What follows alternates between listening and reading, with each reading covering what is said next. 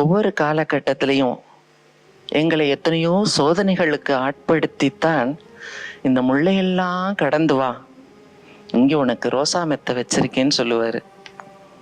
அந்த ரோசா மெத்தைய முள்ளெல்லாம் கடந்து சிவாய மந்திரத்தை சொல்லி போய் சேர்ந்த பொழுது அடுத்தும் இன்னும் தூரம் நின்று கூப்பிடுவாரு.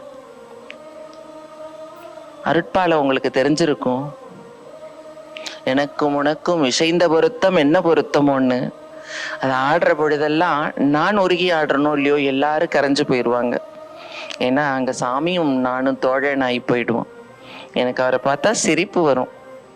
அவரும் அனாதி, நானும் அனாதி. என்னையும் நீங்க ஆணுலையும் பொண்ணுலையும் சேர்க்க மாட்டீங்க, நீங்க அவரையும் சேர்க்க முடியாது. அவரும் தாயுமிழி தந்தையுமிழி, நானும் தாயுமிழி தந்தையுமிழி. அவரையும் நீங்க கேலிதான் பண்றீங்க, என்னையும் கேலிதான் பண்றாங்க. அவரும் பார்க்க தோற்றப்பொழிவா இருக்கிறாரு, நானும் தோற்றப்பொழிவா இருக்கிறேன். முன்னை பரம்பொருட்கு முன்னை பழம்பொருளைய பின்னை புதுமைக்கும பேர்த்தும பெற்றியனேங்கிற மாதிரி சாமியும் நானும் இப்ப இல்லை, இன்னும் எத்தனை நூற்றாண்டுகள் கடந்தாலும் கூட புதுமையாக நிச்சயமாக அவரது படைப்பாகத்தான் இருப்போம்.